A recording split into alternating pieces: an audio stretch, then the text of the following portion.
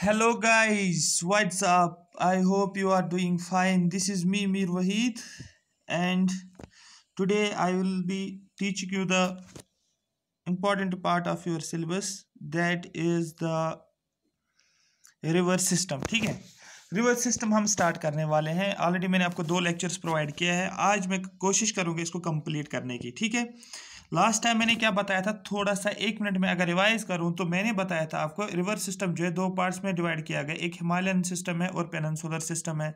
Himalayan system को 2 parts में divide किया गया, एंटीसीडेंट और नॉन एंटीसीडेंट। पेनिनसुलर में जो है उसको फिर से 2 पार्ट्स में किया गया, ईस्ट फ्लोइंग और वेस्ट फ्लोइंग रिवर्स। ठीक है, वेस्ट फ्लोइंग रिवर्स। हिमालयन का मैंने आपको पूरा बताया था। हिमालय में क्या मैंने बताया था आपको, मैंने बताया था SBI के बारे में, मतलब इंडस, ब्रह्मपुत्र और सतलुज के बारे में मैंने आपको बताया था। पूरा जो ये सिस्टम था इसके बारे में मैंने आपको डिटेल में बताया था। मैंने आपको मैप्स के थ्रू भी सिखाया था चीज़ों को किस तरीके से। आई होप आपके सभी क्वेश्चंस लग रहे होंगे, जो भी आपने क्वेश्चंस प्रैक्टिस किए होंगे सभी क्वेश्चन लग गए होंगे, क्योंकि बहुत सारे स्टूडेंट्स ने मुझे टेलीग्राम पे भी इंस्टाग्राम पे मुझे वो स्क्रीनशॉट सेंड किया था कि उन्होंने फिर इस पे रिवर्स सिस्टम पे बहुत सारे क्वेश्चंस लगाए थे। तो उससे मैं बहुत ज़्यादा खुश हुआ, क्योंकि उसी में से जो मैंने पढ़ाया था वही क्वेश्चंस वहाँ पर पूछे गए थे। ठीक है, तो आज जो हम स्टार्ट करने वाले हैं that is the peninsular river system. India का पेनिनसुलर के बारे में बताया था मैंने आपको मैप्स पे भी दिखाया था। मैं फिर से यहाँ पर मैप पे ही दिखाऊंगा, क्योंकि मैप से आपको ये चीज़ें ज़्यादा समझ में आ जाएगी। फिर हम बहुत जो भी है फास्ट चलेंगे, आगे आगे जो भी होगा। ठीक है, 1 सेकंड, कहाँ गया ये? 1 सेकंड, रुको रुको रुको रुको, मुझे दिखाना था क्या। हाँ ये वाला पेज आप देख सकते हैं यहाँ पर। ये देखो, अब मैं फिर से दिखा रहा हूँ। मैं यहाँ पर रिवर्स का नाम पढ़ूंगा, ऑरिजिन में टेबल के हिसाब से दिखाऊंगा, लेकिन मैं कुछ रिवर्स का नाम पढ़ूंगा। ईस्ट फ्लोइंग रिवर्स में पढ़ूंगा और वेस्ट फ्लोइंग रिवर्स में पढ़ूंगा। ठीक है, ध्यान से देखो, महानदी को याद रखो। महानदी यहाँ से ऑरिजिन हो रहा है और इस तरीके से आकर बे ऑफ बंगाल में पानी को ड्रेन करता है। नंबर फर्स्ट पॉइंट आपको याद रखना है। नंबर सेकंड पॉइंट, हम गोदावरी की बात करें। गोदावरी यहाँ से निकलते निकलते कहाँ आ जाता है, आपको बोलना है बे ऑफ बंगाल में ड्रेन हो जाता है। हो गया 2। थर्ड जो है that is Krishna. Krishna pass like this and drains the water into the bay of Bengal, ये भी आपको पता है। उसके बाद हम बात करेंगे कावरी। कावरी की बात करें तो कावरी यहाँ से आके और कहाँ पर पानी ड्रॉप करता है, आपको ना बे ऑफ बंगाल में। अब क्वेश्चन है यहाँ पर, सर ये महानदी कहाँ पर ओरिजिन हो रहा है और किस स्टेट के थ्रू पास होता है, ये जानना जरूरी है। गोदावरी कहाँ पर ओरिजिन है इसका और किस स्टेट के थ्रू पास होता है, ये जानना जरूरी है।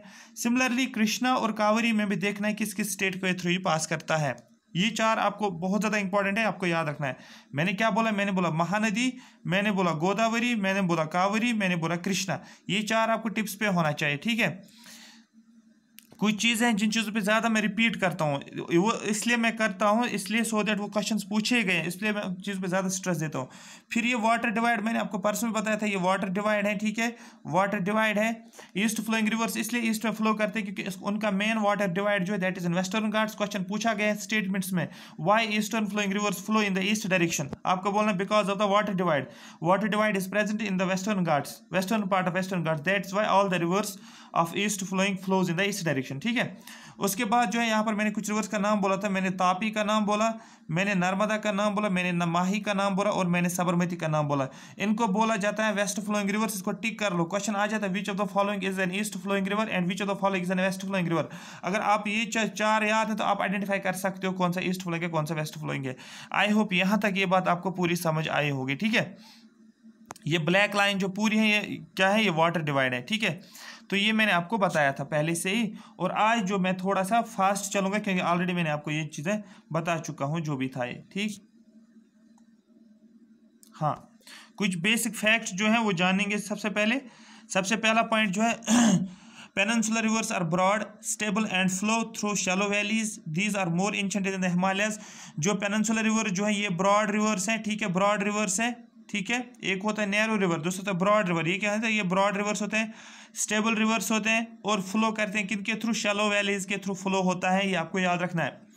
शैलो मैंने बोला था आपको जिनकी डेप्थ उतनी ज़्यादा नहीं होती है। ठीक है, शैलो वैलीज ऐसी वैलीज होती है जिनकी डेप्थ कम होती है एज कम्पेयर उनकी लेंथ से। ठीक है, तो ये आपको याद रखना है, उनकी डेप्थ ज़्यादा नहीं होती है। डीप रिवर्स ऐसे होते हैं उनकी डेप्थ ज़्यादा होती है, बस इतना आपको याद रखना है।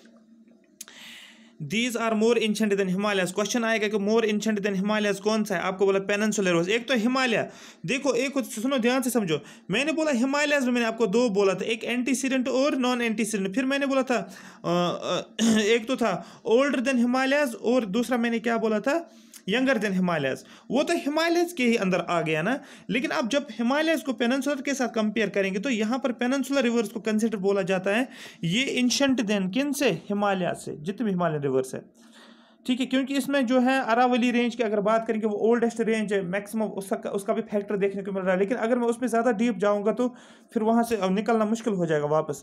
तो ठीक है, हम जितना हमें चाहे हो है इस एग्जाम के लिए और जेके पीएससी के लिए उतना यहाँ पर मोर देन सफिशिएंट है आप लोगों के लिए। These are more ancient than Himalayas and have almost attend the old age. और इन्होंने क्या अटेन की है, ओल्ड एज अटेन की है। किन रिवर्स ने, जो आपके पास पेनिनसुलर रिवर्स है। अब आप बोलोगे सर ये ओल्ड एज क्या होता है, न्यू एज क्या होते हैं। ओल्ड एज का मतलब होता है रिवर जो होता है वो तीन फेजेस के थ्रू फ्लो होता है। एक होता है उसको यंगर फेज, यंग एज जो होती है, यंगर फेज होता है रिवर्स का। दूसरा जो होता है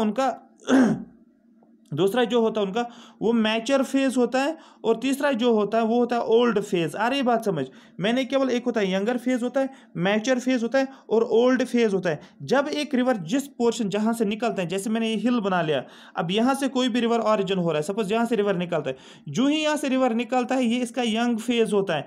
फिर ये क्या करना शुरू करता है, इरोजन करना शुरू कर देता है, और यहां पर आ जाता है प्लेन एरियाज में, ये बन जाता है मैच्योर स्टेज। फिर आगे चलते ये यंग स्टेज बन जाता है। जो यंग स्टेज बन जाता है फिर रिवर वहां से फिर से यंग स्टेज में आने के बाद फिर से रिवर ओल्ड स्टेज में, जो ही रिवर ओल्ड स्टेज में चला जाता है, रिवर फिर से स्टार्ट होना शुरू हो जाता है। रिवर रिजुविनेशन बोलते हैं उसको, रिवर रिजुविनेशन बोलते हैं इसको। लेकिन ये आपको यहाँ पर बिल्कुल नहीं पढ़ना है, इसलिए मैं बोल रहा हूँ आपको यहाँ पर पॉइंट इसलिए मैंने निकाला, इसलिए क्योंकि रिवर जो होता है वो तीन फेज के थ्रू फ्लो होता है। मैंने बोला आपको यंगर फेज होता है, मैच्योर फेज होता है, ओल्ड फेज होता है, जिनको सिनाइल स्टेज बोलते हैं। अगर आप में से किसी ने ज्योग्राफी मास्टर्स किया होगा, पीएचडी किया होगा, उसको ये पता होगा कि रिवर कितने फेज में कितने स्टेज के थ्रू फ्लो होता है। या अगर कोई सिविल सर्विस के लिए ज्योग्राफी ऑप्शनल है तो उसको पता होगा मैं कि क्या बात कर रहा हूँ। अभी आप ये समझो कि जो पेनिनसुलर रिवर्स है ये क्या, इन्होंने कौन से अटेन एज किया, आपको बोलना इन्होंने ओल्ड एज अटेन की हुई है। The slope of these rivers are very slow in slope gradient, जो इनका स्लोप जो है वो बहुत कम होता है। स्लोप का मतलब ये समझो ये एक हॉरिजॉन्टल सरफेस है, और यहाँ पर मैंने क्या किया, मैं दो लाइंस ड्रॉ करूंगा। एक लाइन मैंने ये ड्रॉ की है, होगी एक लाइन, दूसरी लाइन मैंने ये वाली ड्रॉ की है। इसका मतलब लाइन ए की मैंने बात की, लाइन बी की बात। ये तो प्लेन सरफेस हो गया, ये तो प्लेन सरफेस है, हॉरिजॉन्टल सरफेस। अब यहाँ पर लाइन ए जो है, लाइन बी जो है, यहाँ पर अगर लाइन ए का एंगल देखोगे ये थीटा है, ऊपर देखोगे इसका एंगल ज्यादा है, तो लाइन बी ज्यादा स्टीप है एज कंपेयर टू लाइन ए से। मतलब जो है ये रिवर जो है इनका स्लोप ग्रेडियंट जो है वो बहुत कम है।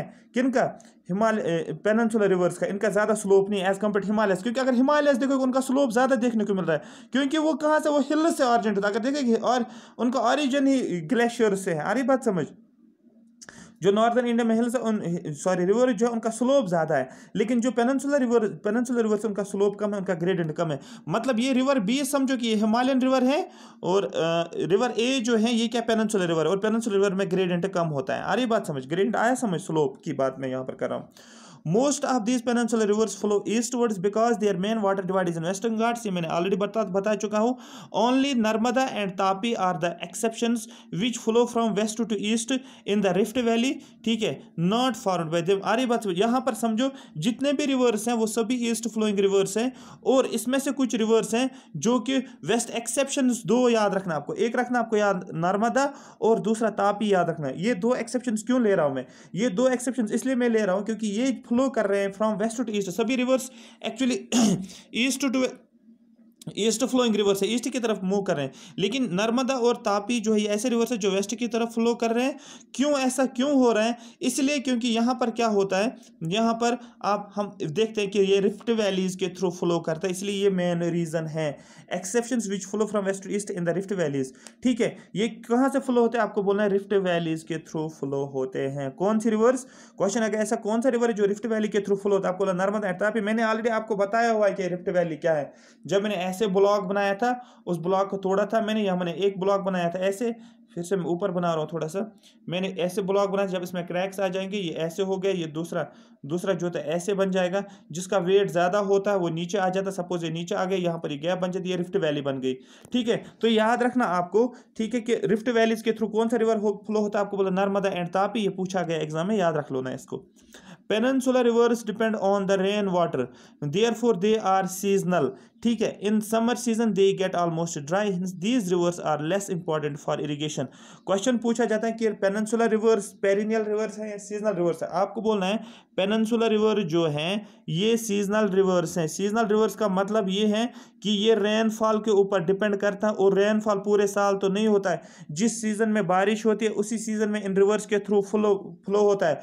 फॉर एग्जांपल अगर मई में मूनसून आता है, ठीक है, 1 मई से मूनसून या एंडिंग मई से मूनसून स्टार्ट होता है। ठीक है, या आप बोल सकते हो फर्स्ट वीक ऑफ जून से मूनसून स्टार्ट होता है। अब जून जुलाई अगस्त सितंबर तक इन रिवर्स से सितंबर अक्टूबर तक इन रिवर्स के थ्रू फ्लो होता है। क्यों होता है? क्योंकि ये रेन पे डिपेंड होता है। मूनसून जब आ जाता है ये इन रिवर्स के थ्रू पानी फ्लो करना शुरू कर देता है। इसका मतलब एक पर्टिकुलर सीजन में इन रिवर्स के थ्रू पानी फ्लो करता है। आई होप ये बात आपको समझ आई होगी। पेनिनसुलर रिवर जो है ये सीजनल रिवर्स है, एक पर्टिकुलर सीजन में इन रिवर्स के थ्रू पानी फ्लो होता है।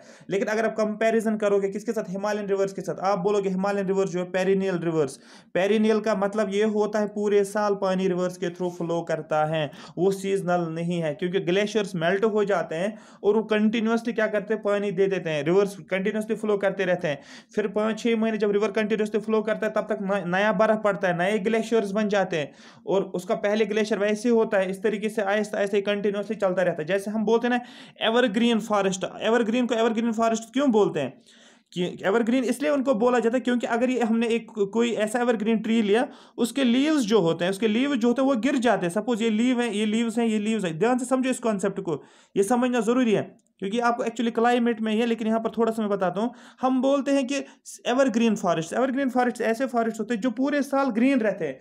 इसका मतलब होता है क्या पूरे साल ग्रीन? पूरे साल ग्रीन का मतलब सपोज इसमें कितने लीव्स हैं, इसमें सपोज 100 लीव्स हैं इस ट्री के अंदर, लेकिन ये 100 लीव्स क्या करते हैं, ये एट ए टाइम नहीं ड्रॉप होते हैं, ये एट ए टाइम नहीं गिरते हैं। क्या हो जाएगा, सपोज पहले 2 मंथ्स में ये मतलब पहले 10 लीव्स गिर जाएंगे, ठीक है, उसके बाद क्या हो जाएगा, लेकिन बाकी लीव्स तो है इसके ऊपर, इस ट्री के ऊपर, तो क्या हो जाता है, हम बोलते हैं ये तो ग्रीन दिख रहा है, ठीक है, लेकिन उसके बाद 2 महीने के बाद क्या हो जाएगा, ये वाला लीव जो है, ये वाले लीव जो है सपोज 10-15 लीव्स और गिर जाएंगे। तो इसका मतलब स्टिल हमारे पास ऊपर वाले लीव्स जो है इससे एवरग्रीन देखने को मिल रहा है, ग्रीन ट्री देखने को मिल रहा है। फिर ये गिरने की कोशिश करता है, कौन सा, थर्ड वाला गिरने की कोशिश करता है। पहले थर्ड टाइम पे क्या होता है, छठे मंथ में क्या होता है, और 10-15 लीव्स और गिरने लगे हैं, लेकिन तब तक जो पहले गिरा हुआ था उनकी ग्रोथ देखने को मिल रही है। इसका मतलब वहां से तो गिर रहे हैं लीव्स, लेकिन यहां से नए लीव्स भी उभर के आ रहे हैं। तो हमें ऐसा लग रहा है कि पूरे साल एवरग्रीन रहता है। आ रही बात समझ? अगर क्वेश्चन आपको आएगा एवरग्रीन लीव्स को एवरग्रीन क्यों बोलते हैं, आपको बोलना एवरग्रीन इसलिए बोला जाता है क्योंकि एट द सेम टाइम पे सभी लीव्स जो हैं, ट्रीज जो है फॉल नहीं करते हैं, वो क्या करते हैं, टाइम टू टाइम वो क्या करते हैं, लीव्स को क्या करते, गिरा देते हैं। लेकिन जब तक पहला वाला लीव गिरा हुआ था, सपोज अक्टूबर में, सपोज अभी क्या चल रहा है, सपोज जो अभी चल रहा है, सपोज अभी अप्रैल चल रहा है, सपोज पहले 100 लीव्स गिर गए, इसमें 1000 लीव्स थे, इसमें टोटल लीव्स थे 1000 लीव्स, इसमें से क्या हो गया, उसमें से 100 लीव्स पहले तो गिर गए अप्रैल में, लेकिन अभी तो इसके पास स्टिल 900 लीव्स हैं, जिससे ये एवरग्रीन दिखता है, जिस तरीके से ट्री ग्रीन दिखता है। लेकिन उसके बाद मई आ गया, मई में क्या हो गया, मई में फिर से 150 लीव्स गिरने लगे, लेकिन स्टिल इसके पास सपोज 700 लीव्स हैं जो कि ग्रीन है, ठीक है। तो ये पूरा ट्री क्या देखने को मिल रहा है, ग्रीन देखने को मिल रहा है। फिर से क्या हो गया, जून में क्या देखने को मिल रहा है, जून में फिर से 100 लीव्स गिरने लगे। इसका मतलब अभी भी इसके 500 लीव्स हैं जो ग्रीन है, लेकिन जो पहला गिरा हुआ था, कब, अप्रैल में गिरा हुआ था 100 लीव्स, ये फिर से तब तक ग्रो हो गए, ये फिर से ग्रोथ करने लगे। इसका मतलब ये पूरा साल इस तरीके से प्रोसेस चलता रहता है, इसलिए इसको हम एवरग्रीन का नाम बोलते हैं। आई होप ये बात आपको समझ आई होगी। एग्जैक्टली वही चलता है किसमें, पेरिनियल रिवर्स में, पूरे साल वहां पर पानी जो होता है फ्लो करता है, क्योंकि ग्लेशियर जो कंटिन्यूस बर्फ होती है, बर्फ कंटिन्यूसली माउंटेन्स पे होती है, तो 5-6 महीने अगर नहीं होती तो, लेकिन 5-6 महीने के बाद तो होती है, 2-4 महीने कंटिन्यूसली होती है, और वही फिर पूरे साल पानी देता है। लेकिन वो सीजनल रिवर्स में देखने को नहीं मिल रहा है। सीजनल रिवर्स में यही देखने को मिल रहा है, यहाँ पर हमें ज़्यादा से ज़्यादा हमें सिर्फ सीजन में पानी बारिश देखने को मिल रही है, जब भी मानसून होता है तब। तो दैट मीन्स ये इरिगेशन पर्पज के लिए सुटेबल नहीं है। अब आप बोलोगे सर यहाँ पर तो पानी है, इरिगेशन पर्पज के लिए यूज करेंगे, नहीं करेंगे। जो अगर वो क्रॉप्स है इस सीजन में, सपोज अगर कोई जून में मानसून आ रहे, जून से अक्टूबर तक इन रिवर्स के थ्रू फ्लो होता है, याद रखना किन के थ्रू, जो आपके पास पेनिनसुला रिवर्स के थ्रू पानी फ्लो होता है। लेकिन अब इस सीजन, इस टाइम के पीरियड में जो भी आप क्रॉप्स ग्रो कर रहे हो, वो क्रॉप्स तो ग्रो करेंगे ही। लेकिन अगर आप और कोई क्रॉप ग्रो कर रहे हो जो ऑलरेडी अक्टूबर से आप सो करते हो उसका, और जनवरी में आप उसको क्या करते हो, हार्वेस्ट करते हो, जनवरी में या फरवरी में हार्वेस्ट करते हो, तो दैट मीन्स उसके बाद तो पानी ही नहीं है आपके पास, अक्टूबर तक ही पानी है। लेकिन अक्टूबर के पास जितने भी क्रॉप्स आप उनको ग्रो ही नहीं कर सकते, उनके लिए पानी ही नहीं है आपके पास।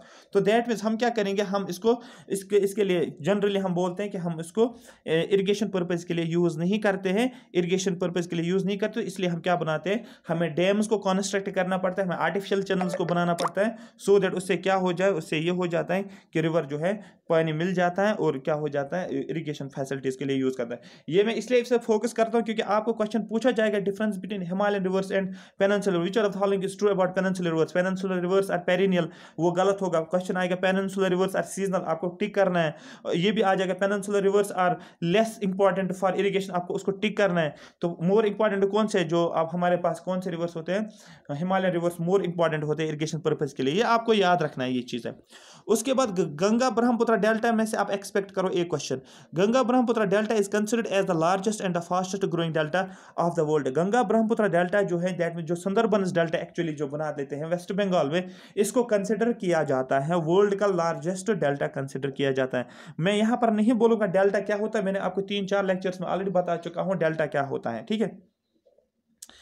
It extends between Hooghly and मेघना रिवर, याद रखना गंगा ब्रह्मपुत्र डेल्टा जो है ये कहां से कहां तक होता है, ये हुगली और मेघना रिवर का जो है उससे एक्सटेंड होता है, उसके बीच में। ये हुगली रिवर की बात करो, ये मेघना रिवर की बात करो, उसके बीच में जो है वहां से क्या होता है, डेल्टा फॉर्मेशन हमें देखने को मिल रहा है। क्वेश्चन पूछा जाएगा हुगली रिवर और मेघना रिवर, आपको बोलना है जो डेल्टा गंगा ब्रह्मपुत्र डेल्टा की फॉर्मेशन जो होती है वो हुगली रिवर से लेकर कहां तक, इसके बीच में जो भी है आपको बोलना है, वहां पर हमें डेल्टा देखने को मिल रहा है। The seaward side of the delta is covered with dense evergreen forests। seaward का मतलब देखो, एक होता है leeward, एक होता है seaward। जैसे देखो ये हिल है, यहां से क्या आती है, विंड्स आती है, ध्यान से समझो, यहां से विंड्स आती है, ये विंड जो होती है ये इससे टकरा जाती है, इस स्लोप के साथ, किस वाले स्लोप के साथ, इस वाले स्लोप के साथ टकरा जाती है विंड्स। एक हो गया ये स्लोप, दूसरा स्लोप हो गया ये वाला स्लोप बी, मैं इस साइड लिखूंगा, स्लोप ए इस साइड लिखूंगा। अब दो स्लोप्स हैं, जब ये विंड्स आ जाती है वो स्लोप ए को टकरा जाते हैं, जिस स्लोप को ये टकरा जाते हैं उसको बोला जाता है विंडवर्ड साइड, याद रखना इसको बोलते हैं विंडवर्ड साइड, जिस साइड से विंड्स आ जाते हैं। और दूसरा, अब यहाँ पर विंड्स तो आती है यहाँ पर, लेकिन दूसरा साइड जो है स्लोप बी जो है, यहाँ पर विंड्स देखने को नहीं मिले क्योंकि ये विंड्स यहाँ पर ही टकरा जाती है।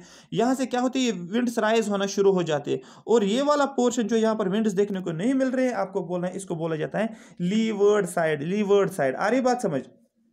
तो हमेशा बारिश कहां पर होती है, रेनफॉल कहां पर होता है, आपको बोला हमेशा विंडवर्ड साइड ही रेनफॉल होती है। और वो रेनफॉल जो कि किसकी वजह से होती है, जब विंड्स क्या करती है, जब विंड्स फ्लो कर रही होती है और वो टकरा जाती है किसके साथ, किसी स्लोप के साथ, उसकी वजह से जो बारिश होती है उसको बोलते हैं ओरोग्राफिक रेनफॉल। क्वेश्चन पूछा गया है क्लाइमेट में, यहां पर मैं थोड़ा सा उसका भी लेकर आता हूं, उसको बोलते हैं हम ओरोग्राफिक। ओरोग्राफिक का मतलब जब किसी स्लोप के जरिए से, किसी एलिवेशन के जरिए से, किसी ऑब्स्ट्रक्शन के जरिए से रेनफॉल होती है, उसको बोलते हैं ओरोग्राफिक रेनफॉल। आ रही बात समझ।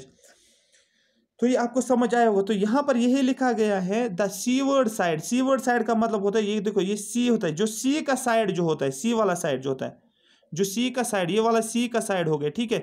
जो सीवर्ड साइड जो होता है उसको बोला जाता है, उसको किसने कवर किया है, डेंस एवरग्रीन फॉरेस्ट ने कवर किया है। यहां पर आप समझो मैं क्या कहने की बात कर रहा हूं। ये देखो ये ऐसे है, ठीक है, ये ऐसे हो, ओ सॉरी एक सेकंड, देखो मैं आपको समझाता हूँ, ये समझना जरूरी है। ये ओशन है, यहाँ सी है, ठीक है। अब देखो यहाँ से सी ऐसे ऐसे ऐसे ऐसे, ये पूरा सी है, और यहाँ पर क्या है, यहाँ पर पॉपुलेशन है, पूरी पॉपुलेशन है, यहाँ पर घर वर जो भी है, सिटी है, ठीक है, टाउन है, जो भी है। अब यहाँ पर मैं क्या करूँ, यहाँ पर ये रिवर्स भी फ्लो करे, ऐसे ऐसे फ्लो रिवर्स करे। अब ये रिवर्स कहाँ पर चले जाएंगे, ये रिवर्स कहाँ चले जाएंगे, ये ओशन में चले जाएंगे। लेकिन यहाँ पर जो है ये जो सीवर्ड साइड जो है, ये वाला साइड जो है, यहाँ पर हमें क्या देखने को मिल रहा है, एवरग्रीन फॉरेस्ट देखने को मिलेगा। एवरग्रीन फॉरेस्ट जिनको मैंग्रोव फॉरेस्ट मैंने आपको इकोलॉजी एनवायरनमेंट में पढ़ा है, आपको याद रखना है एवरग्रीन फॉरेस्ट जो होते हैं वो कहाँ पर है, आपको बोला सुंदरबंस डेल्टा में कंसिडर किया जाता है। लार्जेस्ट डेल्टा जो है पूरे वर्ल्ड का, वहाँ पर एवरग्रीन फॉरेस्ट जिनको मैंग्रोव फॉरेस्ट बोला जाता है। मैंने ये रीजन भी बोला था आपको एवरग्रीन फॉरेस्ट वहाँ पर क्यों है, वो हेल्प क्या करते हैं आपको बोले, जब भी फ्लड्स आ जाते हैं, जब भी वेव्स आ जाते हैं, जब भी वो टाइड्स आ जाती है, वो उसकी वेलोसिटी को क्या करते हैं, रिड्यूस करते हैं। जिसकी वजह से क्या होता है, जब फ्लो वेलोसिटी रिड्यूस हो जाती है, जब उसकी जो सुनामी जो आ जाती है, एक लहर या एक टाइड आ जाती है, उसकी वेलोसिटी कम हो जाएगी, उसकी वजह से जो आसपास के एरियाज हो जाते हैं वो उससे बच जाते हैं। आ रही बात समझ, इसलिए वहाँ पर these forest areas are called as Sundarbans. इन फॉरेस्ट को बोला जाता है सुंदरबंस, आप मैंग्रोव फॉरेस्ट बोल सकते हैं। After the name of Sundari tree found here, यहाँ पर इसलिए क्वेश्चन पूछा जा सकता है कि सुंदरबंस को क्यों सुंदरबंस का नाम दिया गया। आपको बोलना वहाँ पर एक इंपॉर्टेंट एक फेमस ट्री देखने को मिल रहा है जिसका नाम होता है सुंदरी। याद रखो, सुंदरी का नाम होता है, सुंदरी उसका नाम होता है, इसलिए इसको बोला है सुंदरबंस फॉरेस्ट। अब जो मैं आगे आने वाला हूँ इसको बोला जाता है वेस्ट फ्लोइंग रिवर्स को आपको याद रखना है। सबसे पहले मैं वेस्ट फ्लोइंग रिवर्स पे आ जाऊंगा, मैंने ऑलरेडी नाम बताया आपको वेस्ट फ्लोइंग रिवर जो है, ठीक है। और वेस्ट फ्लोइंग रिवर्स में सबसे पहला नर्मदा, नंबर सेकंड रखो याद तापी, नंबर थर्ड रखो याद घाघरा, नंबर फोर्थ रखो याद लूनी, नंबर फिफ्थ रखो याद साबरमती। मैंने आपको मैप पे भी दिखाया हुआ है, मैं फिर से मैप पे दिखाऊंगा क्योंकि मैप जब तक आपके जहन में नहीं आएगा तब तक आप कंफ्यूज हो जाओगे। मैं फिर से एक लास्ट टाइम आपको इस मैप को दिखाऊं, ठीक है, जिससे आपको पता चलेगा वेस्ट फ्लोइंग रिवर्स कौन कौन सा है। आपको याद रखना, ये हो गया तापी, ये हो गया नर्मदा, ये हो गया माही, ये हो गया साबरमती। आ रही बात समझ, ये अगर लूनी भी देख सकते हो, ये भी देखो यहाँ से। आ रही बात समझ, घाघरा वागरा इसने नहीं दिखाया क्योंकि वो इसके वो दूसरे होंगे, इसमें इनसे नहीं दिखाया, देख लेते हैं स्टिल वो भी, बट अभी जो मेन रिवर्स है वो मैंने आपको दिखाया हुआ है, ठीक है।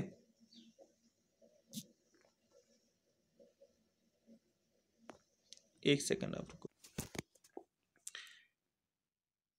ठीक है। चलो वेस्ट फ्लोइंग, अब नर्मदा के बारे में थोड़ा सा जान लेंगे। नर्मदा के कुछ इंपॉर्टेंट पॉइंट्स है। Narmada it is a west flowing river, ये आपको पता ही है। Originates from Amarkantak plateau in Madhya Pradesh. याद रखना इसका ओरिजिन इसका याद रखना, उसका नाम क्या है, अमरकंटक प्लेटू, जो कि एमपी में है। इसका मतलब इसका ओरिजिन स्टेट एमपी में है। लोकेशन याद रखना, एक प्लेटू जिसको बोलते हैं अमरकंटक प्लेटू। और ये पानी जो होता है कहाँ पर चला जाता है आपको पता है, ये जाता है अरेबियन सी में। याद रखने की जरूरत ही नहीं है यहाँ पर, अगर आपने मैप समझा है तो मैंने आपको दिखाया किस तरीके से ये फ्लो करता है, ठीक है। अरेबियन सी में अपने पानी को ड्रेन करता है। It flows between Satpura and Vindhya range, ये सतपुरा और विंध्या रेंज के थ्रू फ्लो करता है। मैंने आपको फिजियोग्राफी सिखाया था, फिजियोग्राफी मैंने आपको विंध्या भी दिखाया था, मैंने आपको सतपुरा भी दिखाया था, उसके बीच में ही ये फ्लो करता है, ठीक है। It is the longest among west flowing river. जितने भी वेस्ट फ्लोइंग रिवर्स हैं उन वेस्ट फ्लोइंग रिवर्स में से नर्मदा जो है सबसे लॉन्गेस्ट कंसिडर किया जाता है। एंड फॉर्म लार्ज एस्चुरी, मैंने बोला भी ये था आपको कि ईस्ट फ्लोइंग रिवर्स क्या करते हैं, ये डेल्टा फॉर्मेशन करते हैं, और वेस्ट फ्लोइंग रिवर्स क्या करते हैं, ये एस्चुरी फॉर्मेशन करते हैं। याद करो वो वाला टाइम जब मैं फिजियोग्राफी आपको पढ़ा रहा था, ठीक है। तो यहाँ पर आपको याद रखना लार्जेस्ट रिवर जो है अमंग वेस्ट फ्लोइंग रिवर्स में से सबसे लार्जेस्ट रिवर जो है that is the Narmada river. And the most important thing is that west flowing rivers always form estuaries, ये आपको याद रखना है। It flows through the Madhya Pradesh के स्टेट के थ्रू, एमपी के थ्रू, महाराष्ट्र के थ्रू और गुजरात के थ्रू। अब देखो गाइज, ऐसे क्वेश्चन सिविल सर्विसेज में पूछे जाते हैं, केस में ऐसे क्वेश्चन पूछ सकते हैं। नर्मदा बताओ कि which of the following statement is true about Narmada. It is considered as the longest west flowing river, आपको इसको भी टिक करना है। ये बोला जाएगा नर्मदा फॉर्म्स एस्चुरी, आप उसको भी टिक करना है। ये भी बोला जाएगा Narmada flows through MP, Madhya Pradesh and Gujarat, 3 states के थ्रू ये फ्लो करता है। एमपी के थ्रू, महाराष्ट्र के थ्रू और गुजरात के थ्रू ये फ्लो करता है नर्मदा। आगे चलते हैं। फेमस वाटरफॉल, ठीक है, waterfalls दोनधार and Kapil Dhara are located in this river. 2 important waterfalls के नाम आपको याद रखना है, एक है दोनधार और दूसरा है कपिल धारा, याद रखना आपको, ठीक है। कपिल कॉमेडियन कपिल जो है ना वो उसी के बारे में याद रखो, बस आप याद रखो। नर्मदा में वो ज्यादातर अपना कॉमेडियन बनाता है, ठीक है, और ज्यादातर धरना देता है। धार का मतलब धरना, याद रखो, ठीक है। This region is very famous for marbles, याद रखना। नर्मदा रीजन जो है ये फेमस किस लिए, ये रीजन जो है ये किस लिए और फेमस है आपको बोलना है, मार्बल्स। याद रखने की जरूरत नहीं है। ए फेमस हिंदू टेम्पल, याद रखना, a famous Hindu temple Omkareshwar is situated in the bank of Narmada. Guys ये आपका बनेगा आर्ट एंड कल्चर में, ये क्वेश्चन जो बनता है आर्ट कल्चर एंड आर्किटेक्चर में ये क्वेश्चन बनता है, ऐसे टेम्पल्स के नाम पूछे जाते हैं, आपको याद रखना है। यहाँ पर ओमकारेश्वर टेम्पल कहाँ पर है, आपको बोलना है रिवर नर्मदा में। Most important art and culture के हिसाब पॉइंट ऑफ व्यू से इंपॉर्टेंट करो इसको, ठीक है। मैंने क्या बोला, मैंने बोला जो नर्मदा रिवर है इसमें एक फेमस हिंदू टेम्पल है, 100% क्वेश्चन पूछ सकते हैं कौन सा टेम्पल है, और ओमकारेश्वर कंसिडर्ड माना जाता है बेस्ट टेम्पल्स में से माना जाता है ओमकारेश्वर टेम्पल, ठीक है। याद रखना ओमकारेश्वर कहां पर, नर्मदा रिवर पे लोकेटेड है। अब आपको एक होमवर्क है, आपको पता करना है कि ओमकारेश्वर किस स्टेट में है, बस आपको ये बताना मुझे। नेक्स्ट जो है दैट इज तापी बोलो या ताप्ती बोलो, it is known as twins of Narmada. याद रखो नर्मदा के ट्विंस इसको बोला जाता है, ट्विंस ऑफ नर्मदा। ट्विंस का मतलब जुड़वा, जुड़वा, ठीक है। ट्विंस ऑफ नर्मदा, जैसे नर्मदा है वैसे ही इसको बोला जाता है twins of Narmada. It originates from Multai in Betul district, याद रखना बेतुल डिस्ट्रिक्ट में, एमपी में इसका ओरिजिन है। मैंने अभी क्या बोला, मैंने बोला कि एमपी में नर्मदा का भी ओरिजिन है, नर्मदा का भी एमपी में ओरिजिन है, और तापी का भी नर्मदा में ओरिजिन है। लोकेशन का नाम Multai in Betul district MP में। एक इंपॉर्टेंट फेमस डैम एक है जिसका नाम है Ukai dam, UK step, UK step, याद रखो यूके टैप, याद रखो यूके टैप का मतलब यूनाइटेड किंगडम का जो नल है, टैप का मतलब किसको बोलते हैं, नल बोलो आप, नल, ठीक है।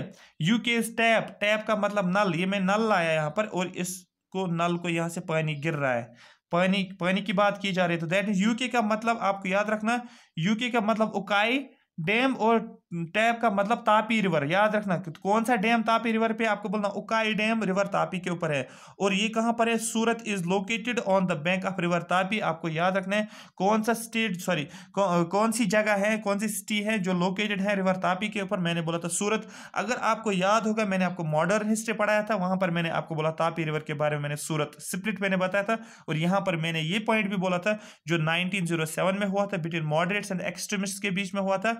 Moderates were extremists were expelled out by the moderates because of the ideological difference के बेसिस पे, और वहां पर मैंने बोला था सूरत जो है इसकी लोकेशन कहां पर है, रिवर तापी पे। देखो चीजों को कनेक्ट कैसे किया जाता है, अगर आपको वो इन्फॉर्मेशन पता होगी आप यहां से उस चीज को रिवाइज कर सकते हैं। It is also world's largest diamond cutting and polishing centre, Surat को कंसिडर किया जाता है डायमंड कटिंग और पॉलिशिंग सेंटर। अगर क्वेश्चन पूछा जाए कि डायमंड कटिंग, वर्ल्ड का लार्जेस्ट डायमंड कटिंग कहां पर होती है, आपको बोलना सूरत में होती है। अब इतना ज्यादा याद भी नहीं रखना है, इतना याद रखो तापी जो है इसको ट्विंस ऑफ नर्मदा बोलते हैं एसएसबी के लिए, और जेकेपीएससी के लिए भी रख सकते हो इसको। इसका ओरिजिन आपको याद रखना ही रखना है, एमपी में है, मुल्ताई में, और मोस्ट फेमस जो है that is the Ukai dam, याद रखना है। और आपको याद रखना है सूरत जो है वो रिवर तापी के ऊपर है।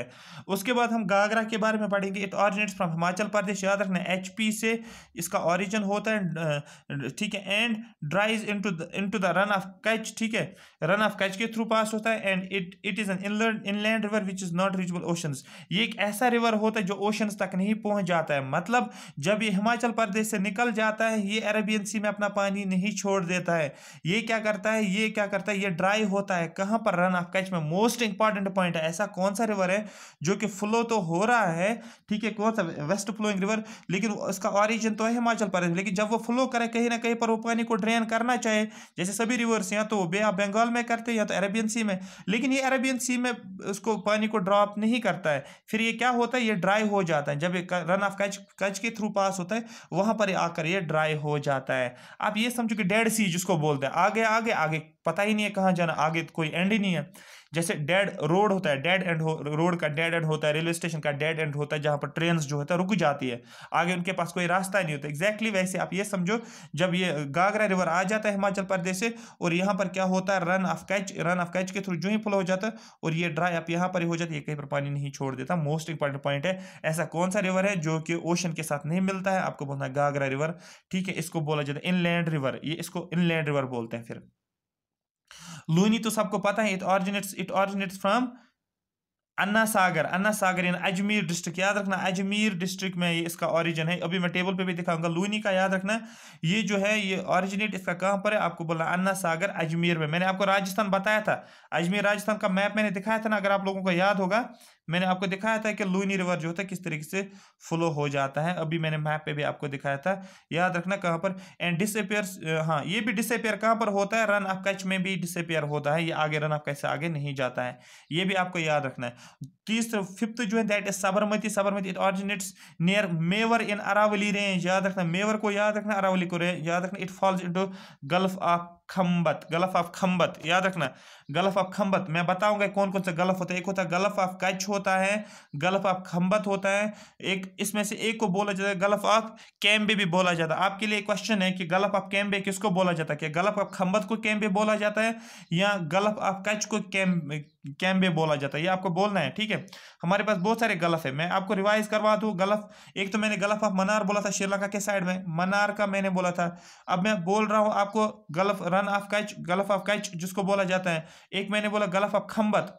मैं आपको एक क्वेश्चन दे रहा हूं, मैं आपको बोल रहा हूं कि आप मुझे बताएं कि जो आपके पास गल्फ ऑफ कैम्बे जो है वो कहां पर है, वो किसका नाम है, इन दो में से एक नाम है तो गुजरात में, लेकिन है किसका नाम, दूसरा नाम एक का है, वो आपको बताना है। आई होप आपको ये पूरा समझ आया होगा।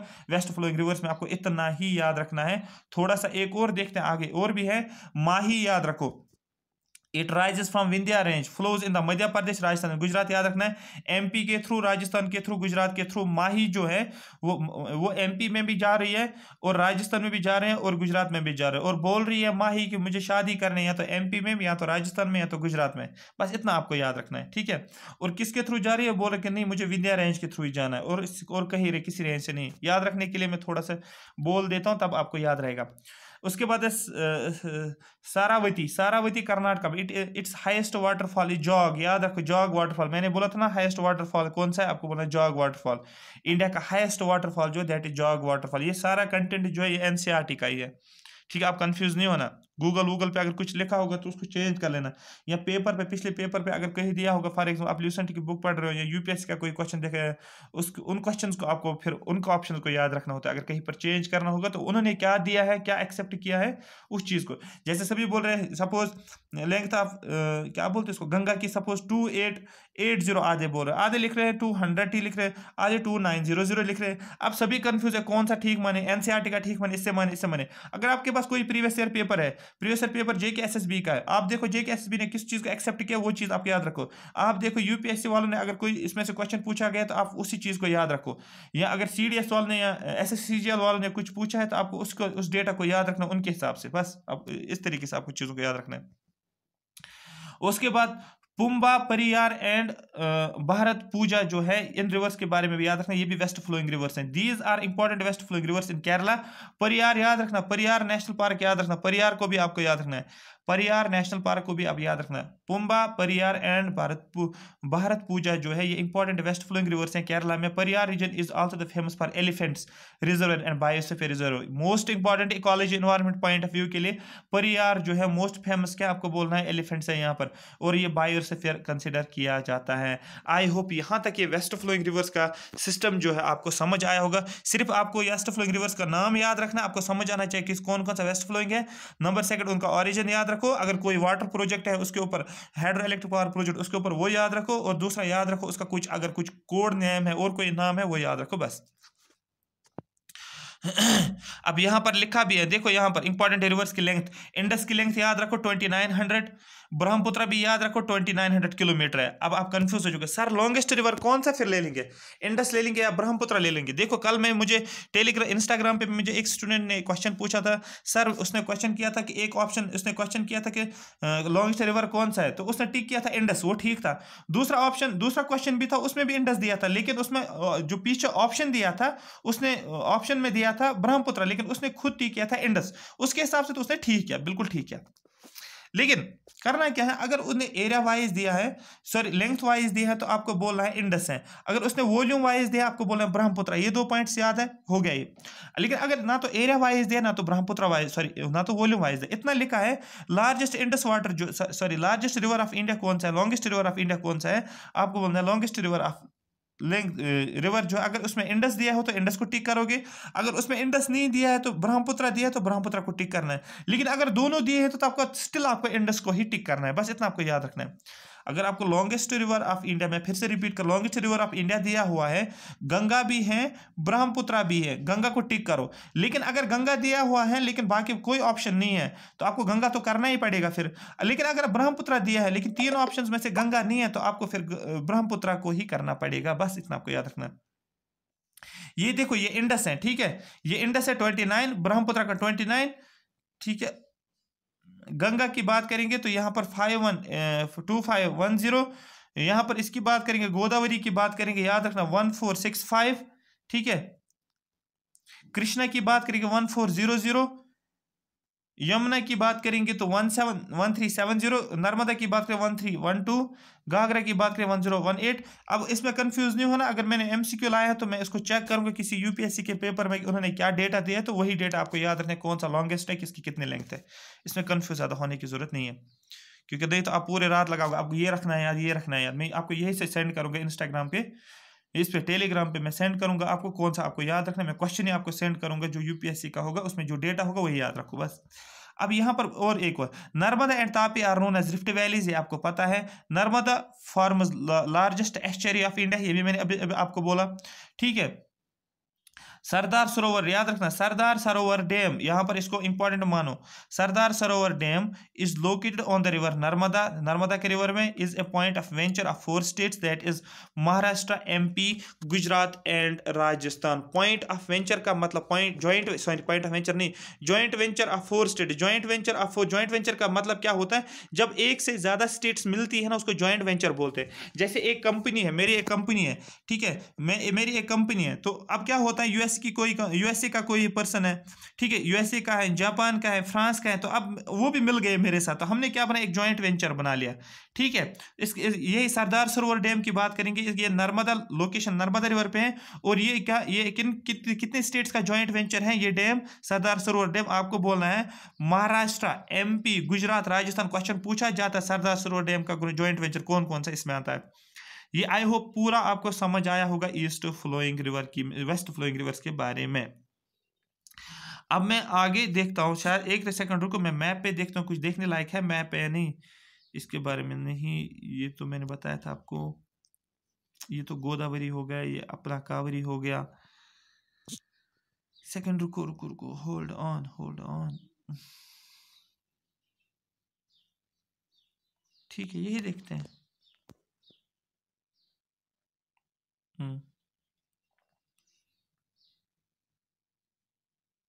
देखो यहाँ पर लूनी, साबरमती, माही, नर्मदा, तापी, ये सिस्टम तो कंप्लीट हो गया है, ठीक है। देखो अब आप बोलोगे लूनी, लूनी देखो ये यहाँ पर ही, लूनी मैंने क्या बोला था, वो बे ऑफ बंगाल में पानी नहीं, अरेबियन सी में पानी नहीं डालता, फिर कहाँ पर है, कच्छ में ही, देखो कच्छ में ही गायब हो जाता है, अरे बात में देखो ये कच्छ में ही गायब हो जाता है, ये आपको याद रखना है, ठीक। चले फिर आगे, एक सेकंड रुको, मैं इसको चार्जर पे लगा लेता हूँ। हाँ चलो हो गया ये सिस्टम भी, ठीक है। अब हम ईस्ट फ्लोइंग रिवर्स पे आ जाएंगे। ईस्ट फ्लोइंग रिवर्स का नाम मैंने आपको ऑलरेडी बताया आपको, ठीक है।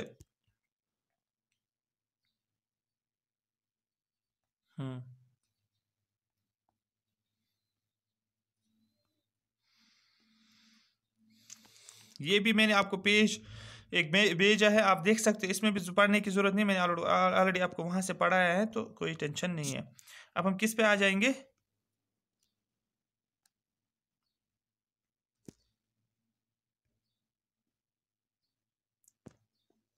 ईस्ट फ्लोइंग रिवर्स पे, और उसके बाद इसको खत्म करते हैं पूरा।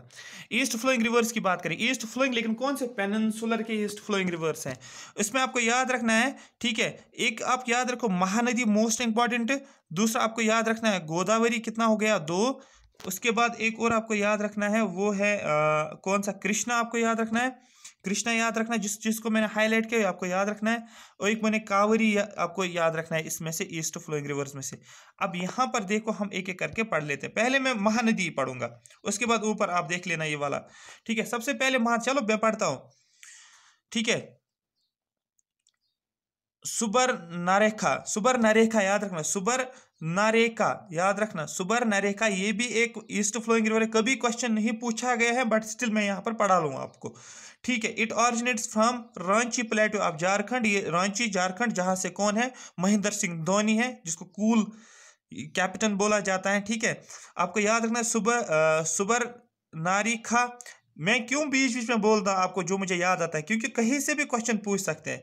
जैसे अगर आप कल जाओगे कहां पर, कौन बनेगा करोड़पति, या जम्मू कश्मीर का कोशर करोड़पति आया था एक बार एक साल में, ठीक है। ऐसे क्वेश्चंस पूछे जाते हैं, किसको कूल कूल कूल कैप्टन माना जाता है, या ये पूछ सकते हैं वो कहाँ रहता है, ठीक है, किस स्टेट में रहता है, ये पता होनी चाहिए ऐसी चीजें, ठीक है। क्योंकि क्या पता लास्ट वाला जो आपका करोड़ वाला, लास्ट वाला करोड़पति वाला क्वेश्चन जो होगा, लास्ट वाला क्वेश्चन 10th वाला क्वेश्चन वो यही होगा, तो फिर जब आपको पता ही नहीं होगा तो फिर आप सब कुछ गवा दोगे। चलो next, Hundru waterfall is located on this river. इस रिवर के ऊपर कौन सा वाटरफॉल है, आपको बोला है Hundru waterfall. It is tributaries are Kanchi and Karkari. Kanchi and Karkari मत रखो इसको याद, आप कंफ्यूज हो जाओगे, इतना आपको छोड़ो इसको। महानदी है, याद रखना है। महानदी रिवर की बात करें, it originates near Pharsiya village in Raipur district in Chhattisgarh. सबसे पहला पॉइंट, जो महानदी जो है इसका ओरिजिन कहां पर है, आपको बोलना छत्तीसगढ़ में, ठीक है। किस डिस्ट्रिक्ट में, Raipur district of Chhattisgarh. Village का नाम याद मत रखो, इतना याद रखो, रायपुर डिस्ट्रिक्ट इन छत्तीसगढ़ में महानदी रिवर का ओरिजिन देखने को मिल रहा है, ठीक है। इसकी ट्राइब्यूटरीज जो it is tributaries are Seonath, Hasdeo, Mand and Tel जो है, इसके जो है ट्राइब्यूटरीज है। याद नहीं रखना है, मैं सिर्फ पढ़ रहा हूं इसको, जो याद रखना है मैं यही से बोलूंगा क्या याद रखना है, इतना आप याद रखो। महानदी का ओरिजिन याद रखो। और मोस्ट इंपॉर्टेंट जो है एक डैम है जिसको बोलता है हीराकुद डैम। मैंने आपको बोला था कौन सा डैम, हीराकुद डैम कहां पर है, रिवर महानदी किस स्टेट में है, आपको बोलना उड़ीसा स्टेट में, परसों मैंने बोला था, ठीक है। ठीक है, हीरा जो है कहां पर गिर गया, हीरा जो है रिवर महानदी में गिर गया। हीरा जो होता है ना, जिसको आप डायमंड जिसको बोलते हैं, डायमंड हीरा महानदी में गिरा। महानदी में हीरा गिरा दिया आपने, ये थोड़ा सा कुछ अजीब सा लग रहा है ना, कुछ ऑड सा लग रहा है ना, तो इसका मतलब ऑड का मतलब उड़ीसा हो गया। हीरा का मतलब हीराकुंड डैम, एम का मतलब महानदी, आपको याद रखना है। महानदी में दो ही पॉइंट से याद रखना है, एक रखो ओरिजिन याद, दूसरा को इस हीराकुद डैम को याद रखो, ठीक है। हीराकुद डैम को शायद हाईएस्ट डैम भी बोला जाता है, हाईएस्ट डैम तो तेहरी डैम है, फिर हीराकुद को क्या बोलते हैं आपको बताना है। हीराकुद को शायद कुछ नहीं बोलते हैं। गोदावरी की बात करेंगे, it is the longest river of peninsular India, ठीक है। याद रखना, जैसे मैंने अभी बोला, जितने भी पेनिनसुलर रिवर्स है उसमें से जितने भी, वो ईस्ट फ्लोइंग हो या वो वेस्ट फ्लोइंग, उन सब में से लॉन्गेस्ट रिवर कौन सा है पेनिनसुलर रिवर्स में से, आपको बोलना है गोदावरी। लेकिन अगर पूछा जाएगा पर्टिकुलरली कि वेस्ट फ्लोइंग रिवर्स में से कौन सा, आपको बोलना है नर्मदा। लेकिन सभी पेनिनसुलर रिवर्स को मिलाकर जो है गोदावरी जो है वो हाईएस्ट है। मैं रिपीट कर रहा हूं एक और पॉइंट, गोदावरी को कंसिडर किया जाता है, जितने भी पेनिनसुलर रिवर्स है उन पेनिनसुलर रिवर्स में से गोदावरी सबसे लॉन्गेस्ट रिवर माना जाता है। Number first point. Number second point, ये डेफिनेटली फिर ईस्ट फ्लोइंग का भी लॉन्गेस्ट रिवर होगा, ठीक है। लेकिन अगर पर्टिकुलरली ये मेंशन किया जाएगा कि वेस्ट फ्लोइंग रिवर्स में से बताओ कि लॉन्गेस्ट रिवर कौन सा, अमंग वेस्ट फ्लोइंग रिवर्स, आपको बोला फिर नर्मदा है, क्योंकि उसमें ऑप्शन में गोदावरी होगा नहीं।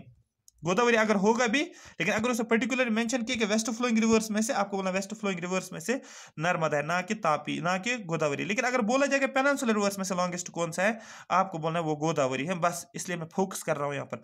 Godavari it is the longest river in peninsular India and is also known as Dakshin Ganga. याद रखना, दक्षिण गंगा इसको बोलते हैं, दक्षिणी गंगा याद रखना, DAKSHN है, दक्षिणी गंगा भी आप इसको याद रख सकते। क्वेश्चन पूछ सकते हैं कि दक्षिणी गंगा किसको बोलते हैं, गंगा को बोलते हैं, गोदावरी को बोलते हैं, आपको बोलना गोदावरी को।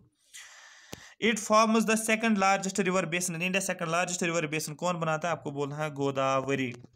आ रही बात समझ। नेक्स्ट, इसका origin, it originates from Trimbak near Nashik in Maharashtra. ये क्वेश्चन पूछा गया था इंजीनियरिंग सर्विसेज में 2017 में, ये क्वेश्चन पूछा गया है कि आप बताओ कि क्या बोलते हैं उसको, गोदावरी का ओरिजिन कहाँ पर है, ठीक है।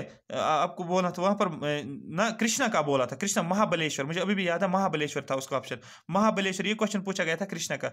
अभी आप याद रखो इस चीज को कि it originates from Trimbak near Nashik in Maharashtra. Question पूछा जाएगा गोदावरी का ओरिजिन कहाँ पर है, आपको बोला नासिक में। नासिक कहाँ पर, आपको बोला महाराष्ट्र में, ठीक है। ये हो गया। और किस लोकेशन पर, आपको बोला त्रिम्बक जगह पे इसका ओरिजिन है।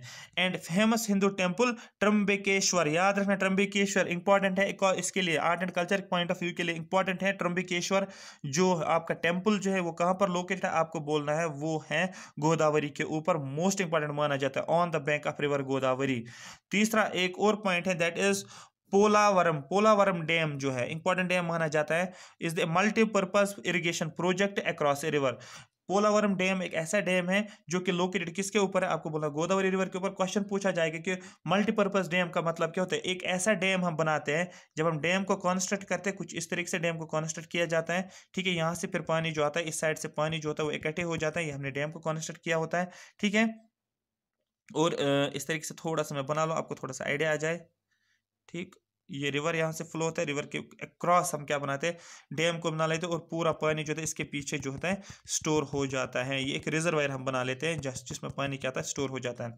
अब मल्टीपर्पज का मतलब क्या होता है, इससे हम इलेक्ट्रिसिटी भी जनरेट करते हैं, इससे हम इरिगेशन पर्पज के लिए भी यूज कर सकते हैं, इसको हम किस लिए, डोमेस्टिक पर्पज के लिए यूज कर सकते हैं, पीने वीने के लिए भी यूज कर सकते हैं, डोमेस्टिक पर्पज के लिए भी, इरिगेशन पर्पज के लिए भी, और हाइड्रो इलेक्ट्रिक पावर प्रोजेक्ट्स के लिए भी यूज कर सकते हैं, इंडस्ट्रीज के लिए भी यूज कर सकते हैं, प्रोजेक्ट्स के लिए भी यूज कर सकते हैं, उसको बोलते हैं मल्टीपर्पज प्रोजेक्ट, ठीक है।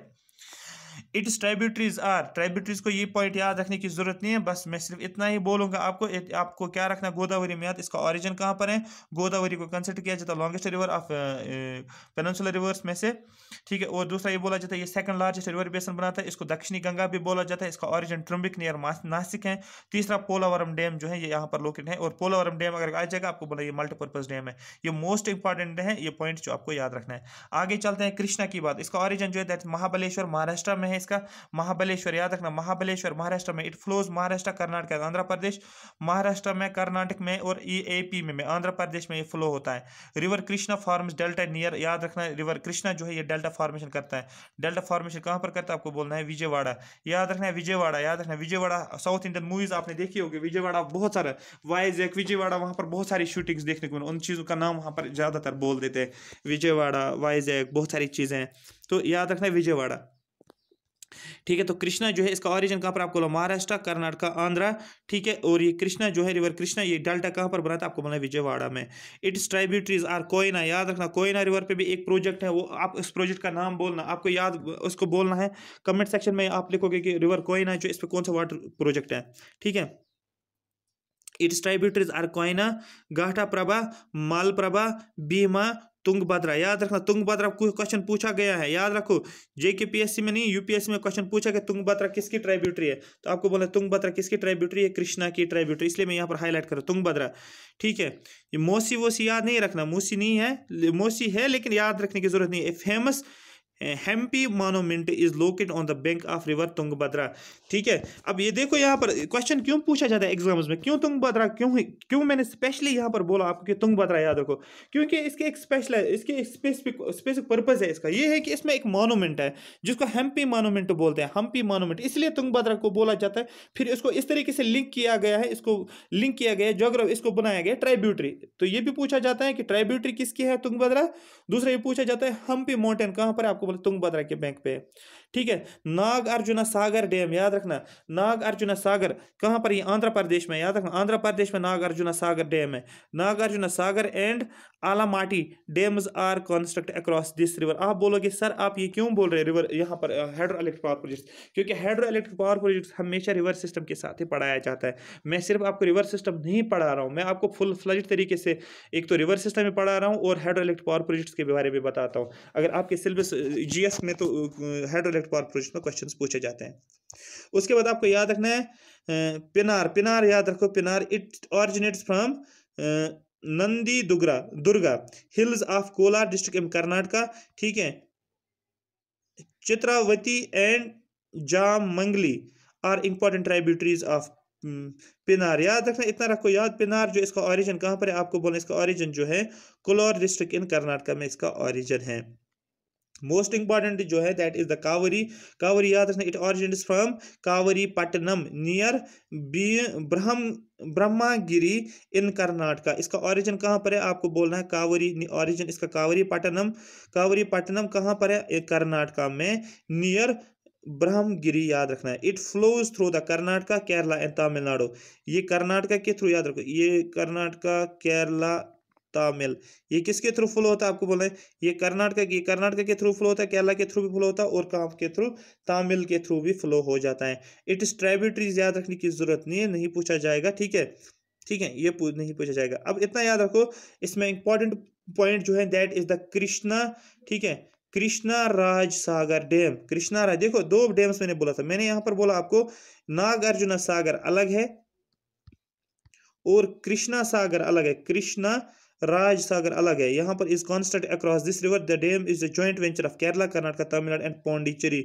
जिसको आजकल टाइम पे पुदुचेरी भी बोला जाता है। आई होप यहां तक ये बातें आपको पूरी समझ आई होगी। थोड़ा सा पीछे जाता हूं मैं, मैप मुझे दिखाना पड़ेगा, मैप से हम देखेंगे, ये आप देख सकते हो महानदी, यहां पर आप देखो महानदी इस तरीके से फ्लो होके आता है, सॉरी एक सेकंड, महानदी यहाँ से आके आके आता है और यहाँ से आके आके आके ऐसे ऐसे फ्लो हो जाता है। ये हो गया एक, ठीक। उसके बाद गोदावरी आप देख सकते हो, गोदावरी यहाँ से आगे आके आके आगे इंद्रावती भी इसकी ट्राइब्यूटरी है, ठीक है।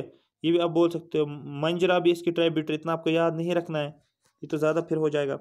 कृष्णा जो मेन रिवर्स है उसमें आपको फोकस रखना है, ठीक है। कृष्णा आपको याद रखना है, लेकिन उसमें से एक इंपॉर्टेंट जो दैट इज तुंगभद्रा, बस मोस्ट इंपॉर्टेंट आपको याद रखना है, तुंगभद्रा आपको याद रखना है, ठीक।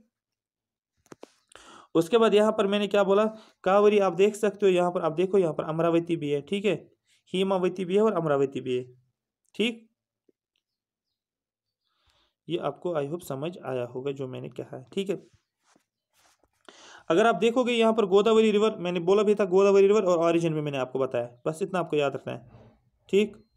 कृष्णा रिवर आपको पढ़ना है, और इसका जो है महाबलेश्वर पूछा जाता है, हमेशा पूछा जाता है कृष्णा रिवर के बारे में, क्योंकि कृष्णा जो होता है ना, ये कृष्णा ये ज़्यादातर क्या करते हैं, इसको ज़्यादातर फेमस माना जाता है, कृष्णा का नाम ज़्यादातर माना जाता है, इसलिए गोदावरी याद रखा, ट्रम्बकेश्वर, वेस्टर्न घाट्स, ठीक है।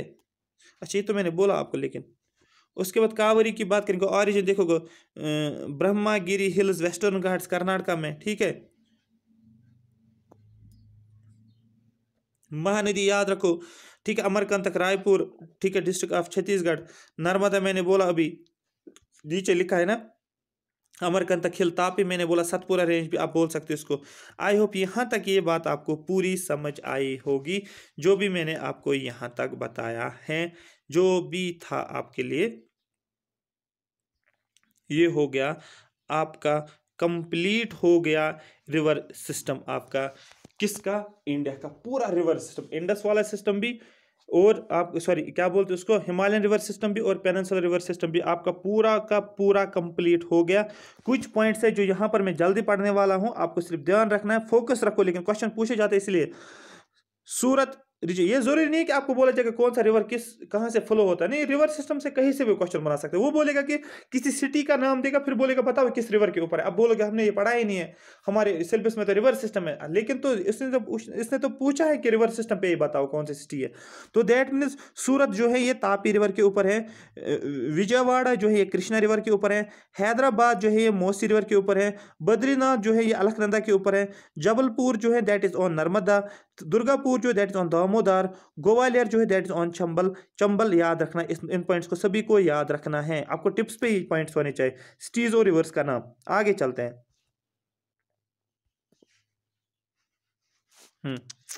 ठीक है, कोटा, कोटा की बात करेंगे तो चंबल की बात करेंगे, झांसी की बात करेंगे, बेतवा की बात करेंगे, नासिक की बात करेंगे तो नासिक कहां पर है, गोदावरी के ऊपर, इंपॉर्टेंट रिवर्स का ही मैं पढ़ रहा हूं, ठीक है।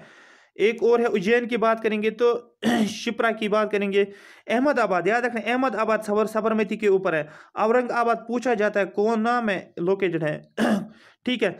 कोलकाता मैंने कल बोला था, कोलकाता, कोलकाता, ठीक है। कलकत्ता के बारे में मैंने आपको कल बताया था, इसको क्या बोलते हैं, लंदन ऑफ ईस्ट बोला जाता है, किस रिवर के ऊपर है, आपको बोलना है हुगली रिवर के ऊपर है। इलाहाबाद आपको याद रखना है, इलाहाबाद को, दिल्ली कहां पर है, दिल्ली में, दिल्ली क्योंकि इंडिया का कैपिटल है दिल्ली, तो यह पूछा जाएगा कि दिल्ली कहां पर है, आपको बोलना है यमुना रिवर के ऊपर है। और आगरा जो यूपी में है ये भी यमुना रिवर के ऊपर है।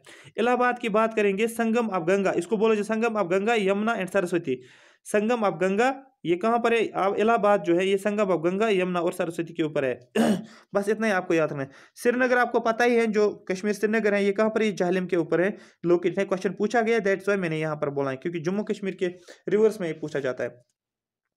इंपॉर्टेंट लेक्स का यहां पर ध्यान से समझो, लेक्स जो होते हैं, lakes are water bodies located in the interior of the earth. ये अगर अर्थ है ना, ये अर्थ है, और इस अर्थ की ये पूरा अर्थ है, इस अर्थ के इंटीरियर में क्या होता है, एक बॉडी होते हैं, वाटर बॉडी होते हैं, जिसको बोला जाता है लेक, उसको बोला जाता है।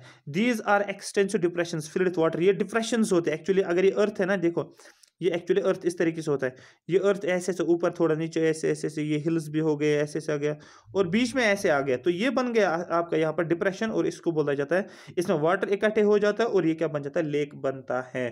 क्वेश्चन आएगा कि लेक्स क्या होता है, डिप्रेशन होते हैं, आपको बोलना यस ये डिप्रेशन होते हैं और किसकी वजह से इसको पानी, इसमें क्या होता है आपको बोलना है पानी। कौन कौन से लेक्स हैं हमारे पास, क्वेश्चन पूछा गया था एग्जाम में कि क्यों कौन सा लेक क्या है, कहाँ पर क्या होता है, कौन सा, जैसे वॉलर लेक के बारे में पूछा गया था एक बार, जाहलिम के बारे में पूछा गया था, डल लेक के बारे में पूछा गया था, उसका ओरिजिन क्या है, क्या वो टेक्टोनिक लेक है, कौन सा लेक है, डिफरेंट टाइप्स ऑफ लेक्स होते हैं, ऑन द बेस ऑफ उनका ओरिजिन क्या है। ठीक है, यहाँ पर सीज्मिक और subsidence lake, fault lake, crater lake और ग्लेशियल लेक्स के बारे में हम पढ़ेंगे।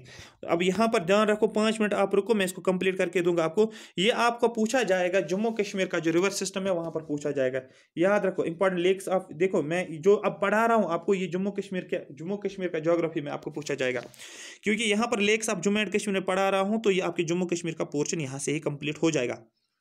ठीक है, वलोर लेक की बात करेंगे, it is an oxbow lake, याद रखना ये ऑक्सबो लेक होता है। अब आपको इतना डिटेल नहीं पढ़ना, ऑक्सबो का मतलब क्या होता है। ठीक है, डिफरेंट टाइप्स ऑफ लेक्स होते हैं, जैसे होता है रिवर रिजुविनेशन, मैंने अभी बोला था आपको, रिवर मेंडरिंग की बात करें, रिवर ऐसे फ्लो होता है, फिर ऐसे फ्लो होता है, फिर ऐसे आ जाता है, फिर ऐसे आता है, इसको बोलते हैं जिगजैग पैटर्न।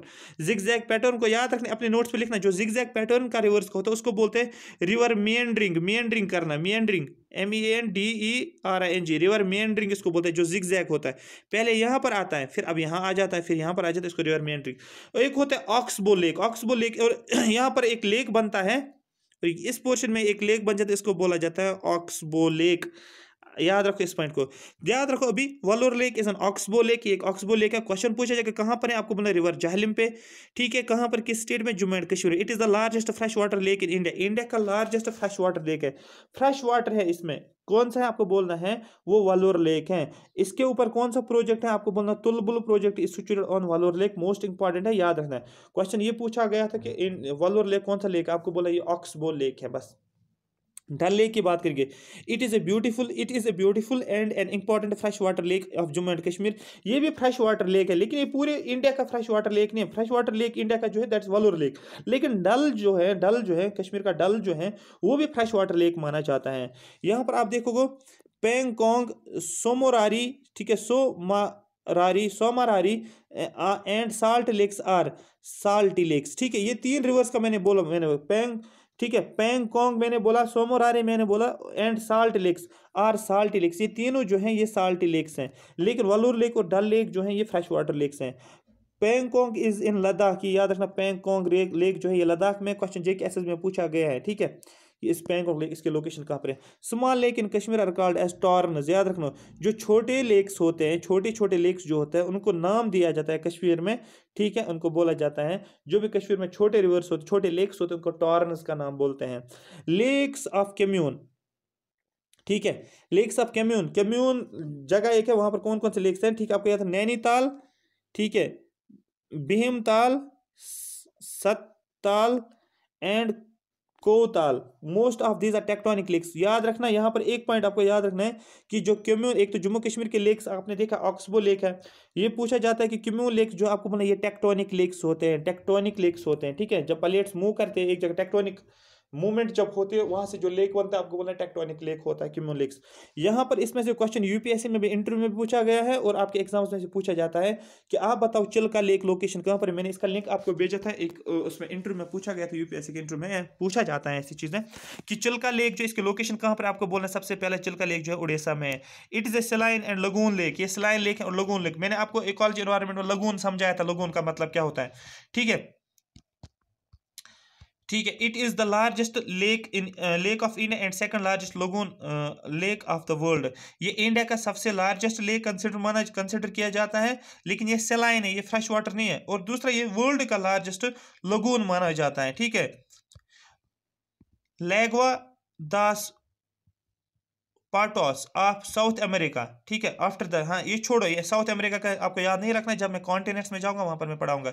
ठीक है। It is also famous for various species of olive ridley turtles, Irrawaddy dolphins and mangrove etcetera. Question पूछा जाएगा कि मैंग्रूज आपको कहां पर देखने को मिल रहा है, आपको बोलना है मैंग्रूज आपको सुंदरबंस में भी देखने को मिल रहा है और मैंग्रूज आपको चिल्का लेक के ऊपर भी देखने को मिल रहा है। और ये क्वेश्चन पूछा गया है इरावाडी डॉल्फिन। इरावाडी डॉल्फिन ये ऐसी डॉल्फिन होती हैं जो बर्मा से आती है और फिर चिल्का लेक में घुस जाती है, इनको बोलते हैं इरावाडी डॉल्फिन। मैं दिखाऊं आपको मैप के ऊपर, आपको समझ में आ जाएगा। पूरा मैप कहां पर देखने को मिलेगा, ये पूरा मैप है।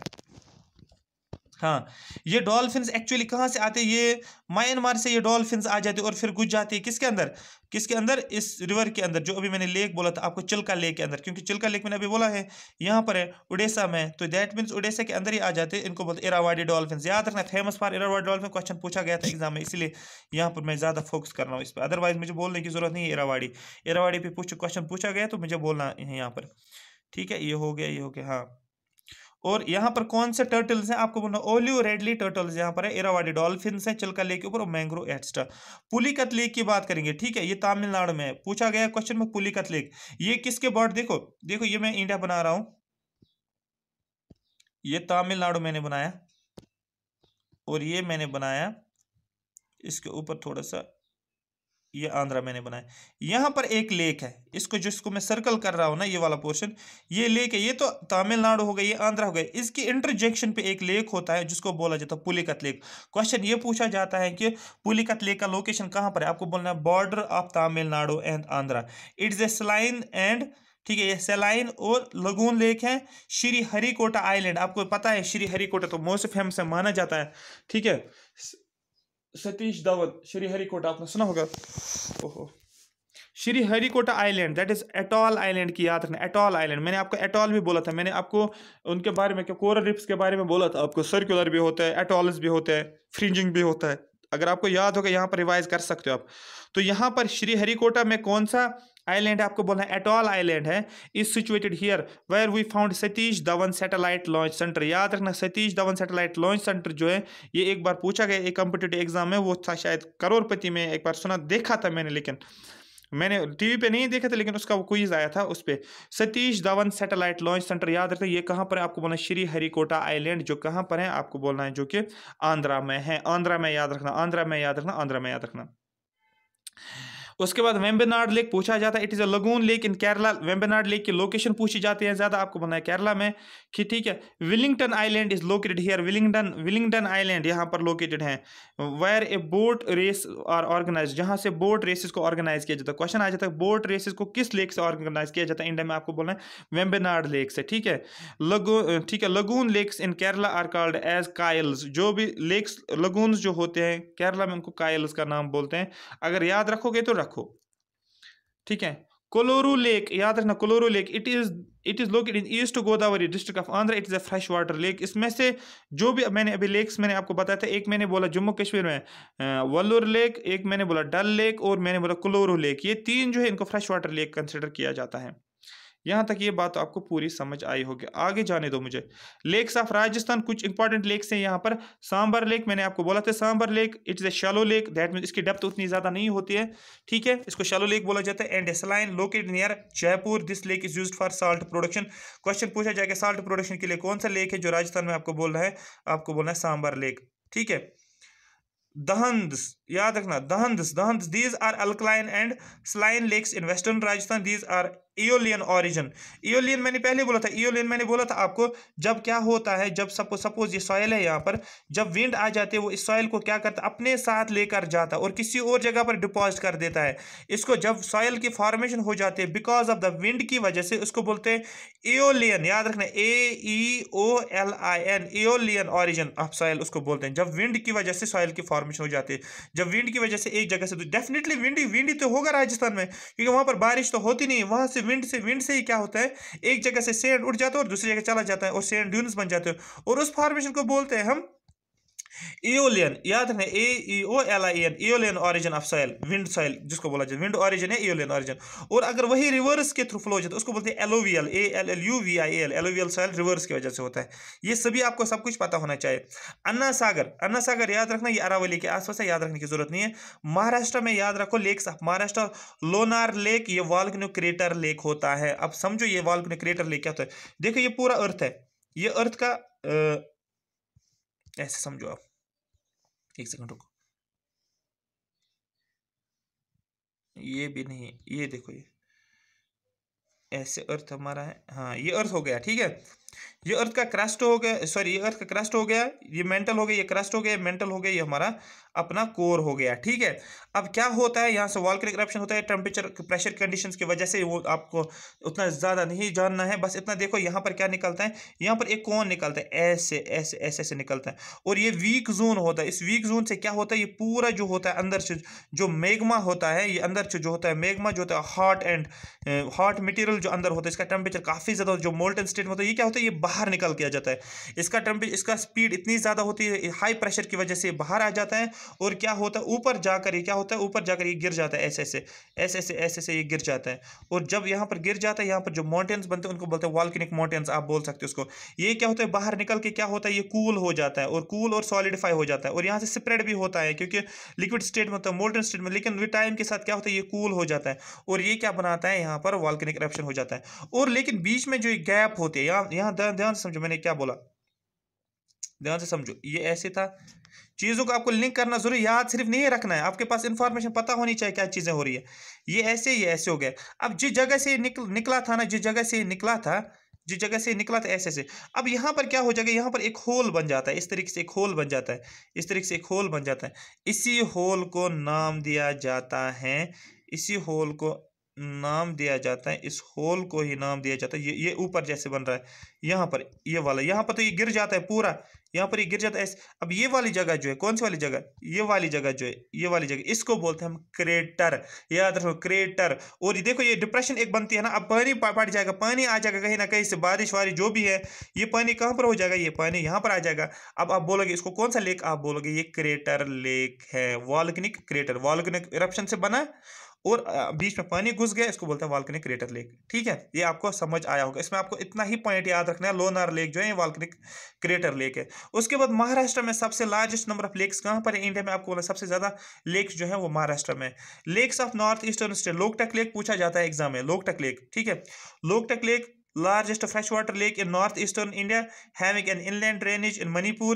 There are floating national parks called as Keibul Lamjao, याद रखना है, इसलिए मैं यहाँ पर लेकर आया हूँ इसको लोकटक लेके, क्योंकि क्वेश्चन पूछा जाता है कि कौन सा नेशनल पार्क यहाँ पर लोकेटेड है। आपको बोलना है नॉर्थ ईस्टर्न में एक लेक है जिसको बोलते हैं हम लोकटक लेक। यूपीएससी के इंटरव्यू में वाइवा में पूछा गया है ये question.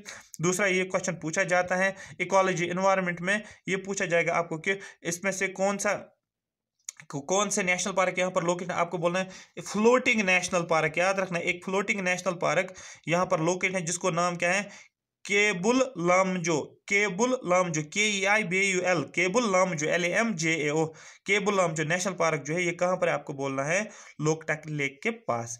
It is the only lake in India on which it is only lake in India on which hydro electric power can be generate. एक ऐसा लेक है नॉर्थ ईस्टर्न स्टेट्स में जहां से हम क्या करते हैं, हाइड्रो इलेक्ट्रिक पावर को जनरेट करते हैं। Human fossils are also found here, human fossils भी यहाँ पर देखने को मिलेगा। आई होप यहाँ तक ये बात आपको समझ आई होगी। थोड़ा सा इसका रह गया, एक सेकंड और रुको, इसको मैं कंप्लीट कर देता हूँ, कल तक नहीं छोड़ेंगे, ठीक है, नहीं तो आज बुरा मान जाएगा। तो यही हम सोचेंगे, यहाँ पर देखो ये हो गया। उसके बाद important lakes of Tibet, Tibet के इंपॉर्टेंट लेक्स है, कुछ है इंपॉर्टेंट जो पूछा गया एग्जाम में, ठीक है। कोको नूर, याद रखो, कोको नूर जो है ये लार्जेस्ट लेक तिब्बत में है, ये एक इंपॉर्टेंट पॉइंट याद रखो। दूसरा जो होता है Mansarovar lake is also the source of 3 main Indian reverse. Mansarovar lake मैंने आपको बोला ये 3 इंडियन रिवर्स के 3 इंपॉर्टेंट रिवर्स का ओरिजिन भी है। मैंने पहले बोला मानसरोवर लेक जो ये 3 इंडियन रिवर्स का ओरिजिन है।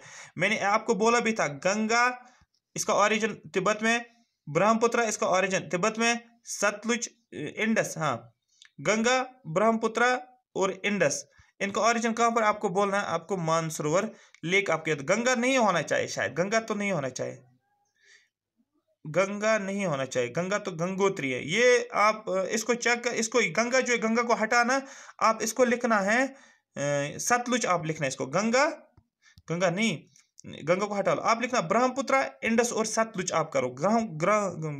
ब्रह्मपुत्र, इंडस और सतलुज आप याद रखो, जिसका मेन ओरिजिन कहां पर आपको बोलना है मानसरोवर। क्वेश्चन आ जाएगा ऐसे कितने इंडियन रिवर्स हैं जिनका ओरिजिन जो है मानसरोवर लेक, आपको बोलना 3 रिवर्स है, और 3 का भी आपको याद रखना है। एक तो आपको ब्रह्मपुत्र याद रखना, आपको इंडस याद रखना, और आपको सतलुज याद, SBI आपको याद रखना है बस।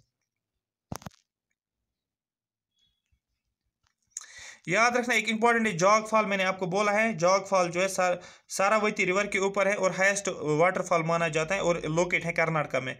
दूसरा एक है दोनदार, याद रखना दोनदार, ये लोकेट है नर्मदा में, मध्य प्रदेश में, ठीक है। नर्मदा के ऊपर लोकेशन जो है that is Madhya Pradesh. It is also known as smoke that thunders, the smoke that thunders. Question पूछा जाएगा ऐसा कौन सा वाटरफॉल है जिसको नाम दिया जाता है द स्मोक दैट थंडर्स, आपको बोलना है उसका नाम है दोहनदार, उसका नाम है DHUAN, दोहन दार, याद रखना। ये एक ऐसा वाटरफॉल है MP में जिसको नाम दिया जाता है स्मोक दैट थंडर्स, ये आपको यहां तक याद रखना है, ठीक है। एक और यहाँ पर है Kaveri is the most disputed river of India, question पूछा जाता है, ये क्वेश्चन पूछा गया था 2017-18 में, हाँ 2017-18 में UPSC में पूछा गया था, मेंस में पूछा गया था कि कावेरी रिवर डिस्प्यूट, क्योंकि उस टाइम पे काफी ज्यादा ये न्यूज़पेपर पे था कावेरी रिवर डिस्प्यूट, ठीक है। तो अभी भी है ये डिस्प्यूटेड एरिया है, याद रिवर जो है, क्वेश्चन पूछा जाएगा ऐसा कौन सा रिवर है जो आपके ईस्ट फ्लोइंग रिवर है जो कि डिस्प्यूटेड रिवर है, आपको बोलना है कावेरी जो है ये most disputed river in India है। It flows in 3 states, Karnataka, Kerala और तमिलनाडु। इसमें इसके ऊपर बहुत है, ये तो वोट बैंक आप समझो, कावेरी डिस्प्यूट जो है ये साउथ इंडियन स्टेट्स का एक वोट बैंक माना जाता है, तमिलनाडु, कर्नाटक और कृष्णा के लिए, ये सॉरी इसके लिए केरला के लिए। Recently Mullaperiyar dam is a matter of controversy between Kerala and Tamil Nadu, एक डैम है जिसको बोलते हैं मुल्लापेरियार डैम, मैंने पहले बोला था परियार डैम, तो कर्नाटका में, केरला में ठीक है। ये भी एक डिस्प्यूटेड रीजन माना जाता है किसके लिए, केरला और तमिलनाडु में। It is located in Pariyar river in Kerala, question पूछा जाएगा मुल्लापेरियार डैम कहां पर है, आपको बोलना है ये केरला में, किस रिवर के ऊपर है, आपको बोलना परियार रिवर के ऊपर है। उसके बाद Shiva Samudram dam in Karnataka was the first largest hydro power project in India, कौन सा, आपको बोलना है शिवा समंद्रम, ठीक है। Samudram dam in Karnataka was the first largest hydro power project in India, ये भी आपको याद रखना है। एक और है दार्जिलिंग जो है was the first electrified city in India, ये भी आप याद रखो अगर आप याद रख सकते हो, ठीक है। On world ranking hydro electric capacity China holds the first position, China also constructed 3 gorges, बस आपको याद रखना वर्ल्ड लेवल पे सबसे नंबर 1 पे हाइड्रो इलेक्ट्रिक पावर प्रोजेक्ट्स में कौन सा, आपको बोलना है चाइना है, और इसने कितने गॉर्जेस क्रिएट किया, आपको बोला 3 गॉर्जेस। आई होप यहाँ तक ये बात आपको पूरी समझ आई होगी। ये आपका रिवर सिस्टम पूरा कंप्लीट हो गया, पूरे का पूरा आपको रिवर सिस्टम भी और फिजियोग्राफी कंप्लीट हो गया। आई होप अब आपको खुशी मिल रही होगी कि नहीं कुछ ना कुछ तो कवर हो गया हमारा मैक्सिमम पोर्शन, वो भी अच्छे तरीके से फुल फ्लेज तरीके से, एक बेस्ट सोर्स से हर एक चीज़ हाईलाइट किया हुआ है नोट्स में, आप देख सकते हैं यहाँ पर मैप पे भी है सब कुछ, कहीं से कुछ पढ़ने की जरूरत नहीं, सिर्फ क्वेश्चन लगा लो बस। MCQ जो भी आपके पास बुक है अच्छी सी बुक ल्यूसेंट से ही लगा लो, सो दैट प्रीवियस क्वेश्चन को बार बार लगाने से आपको वो क्वेश्चन ही याद हो जाएंगे डायरेक्ट, फिर सोचने की जरूरत नहीं पड़ेगी। कल इंशाल्लाह कल हम क्या करेंगे, कल मैं क्लाइमेट को स्टार्ट करने वाला हूँ। क्लाइमेट को मैं क्या करूँ 2 दिन दे दूंगा मैं, क्लाइमेट को 2 दिन में कंप्लीट करूंगा। उसके बाद में ट्रांसपोर्टेड कम्युनिकेशन, फिर मेरा लास्ट जो रहता है that is the world geography, उसको भी हम करेंगे इंशाल्लाह। Thank you so much for watching me. Comments में मेंशन करो आपको ये सेशन कैसा लगा। लाइक का मैं नहीं बोलूँगा, अब आपको करना होगा लाइक तो करो, नहीं करना होगा तो मत करो, कोई फर्क ही नहीं पड़ता अब, ठीक है। लेकिन ये है कमेंट सेक्शन में ये लिखना कि सेशन कैसा लगा। Thank you so much for watching me.